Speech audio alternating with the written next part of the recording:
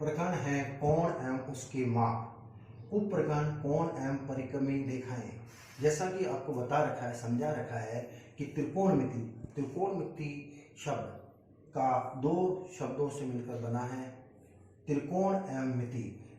त्रिकोण का अर्थ होता है तीन भुजा या त्रिभुज, एवं मिति का अर्थ होता है माप। तीन भुजा से गिरी बंद आकृति द्वारा बनाया गया त्रिकोणमिति माप कहलाता है। जैसा कि हम जानते हैं त्रिकोणमिति का अर्थ तीन कोण वाली आकृति अर्थात त्रिभुज एवं मिति का माप, जैसा हम समझाते हैं।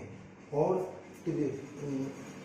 अतः त्रिकोणमिति गणित की एक शाखा है, गणित की शाखा है जिसमें त्रिभुजों की भुजा एवं कोणों के माप के संबंध में अध्ययन किया जाता है।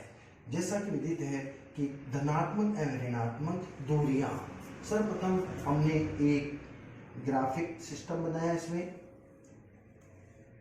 प्रथम चतुर्थांश जो दे रखा है धनात्मक होता है, प्लस और प्लस होता है। द्वितीय चतुर्थांश जो माइनस और प्लस होता है, उसी प्रकार तृतीय चतुर्थांश जहाँ माइनस और माइनस होता है, और चतुर्थ चतुर्थांश में प्लस और माइनस होता है।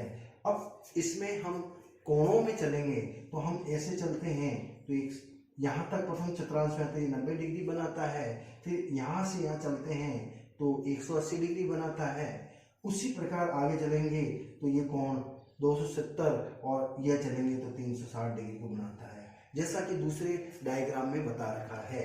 जैसे यहाँ पर ये एक मैंने लेखा चित्र बना रखा है, इसमें भी इधर चलेंगे, इधर से इधर की चलेंगे तो धनात्मक कोण बनाता है, जैसा कि मैंने सांकेतिक भाषा में समझा रखा है।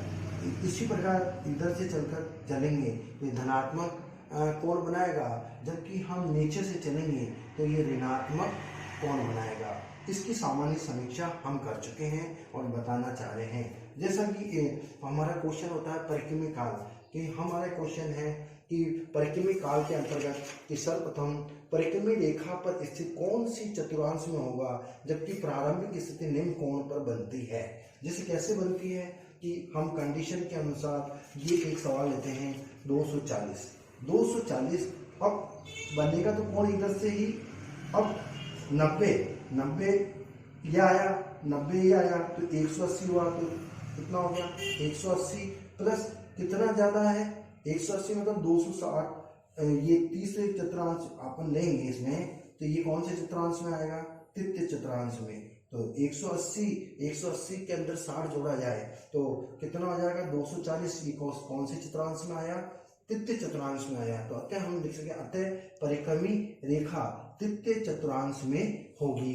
इसी प्रकार हम एक और उदाहरण लेते हैं 425। जैसा कि चलने का तरीका यही रहेगा कि हम यहाँ से चलते हैं तो 90 180 और चलेंगे, और इधर तृतीय में चलेंगे तो कितना 270, और यहाँ चलेंगे तो हमने यहाँ पर ये करा 9 चौक 36 360 हो गया, और 60 में तो कितना होता है 40, तो इसमें से बचा, और 25 ये तो कितना हो गया 65।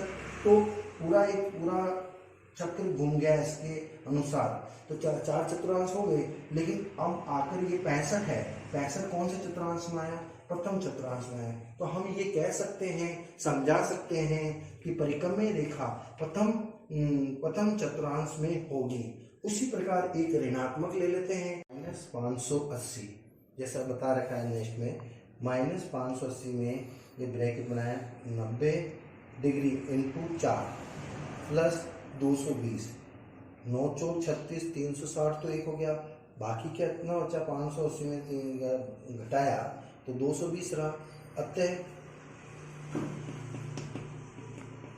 परिक्रमी रेखा द्वितीय चतुर्थांश में होगी। द्वितीय चतुर्थांश में होगी क्योंकि अपन इधर से आए यहाँ बेटा। उसी प्रकार हम आगे चलते हैं, एक और ले लेते हैं उदाहरण 580 ब्रैकेट 90 गुणा 4 तो 9 चौक 36 गुणा 2, 36 को करे तो 720 हो गया। 720 में 360 को दुगना करा कितना हो गया 720 में फिर 180 और जोड़ा तो कितना हो गया 900 प्लस 80। तो ये कौन से चतुर्थांश, ये भी द्वितीय चतुर्थांश में आएगा। तो लिखेंगे अतः परिकामी रेखा द्वितीय चतुर्थांश में होगी। इस प्रकार हम परिक्रमी रेखा के बारे में चतुर्थांश के माध्यम से हम बता सकते हैं और समझा सकते हैं।